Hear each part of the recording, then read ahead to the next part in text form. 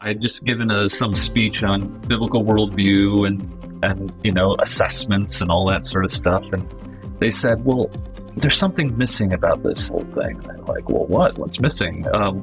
Maybe I can turn into a speech or something." And they're like, "Well, what about holiness? I mean, how does this make anyone, actually act different?" And what's concerning to me is that we live at a time where it seems like even the church despises holiness. They despise having to take a stand against LGBTQ stuff. They despise having to take a stand against sin. They don't want to be Pharisees, and they use that as a shield to not have to obey God's law. And so we have to tie biblical worldview to God's word, and not just to God's word, but how do we get our young people loving God's word?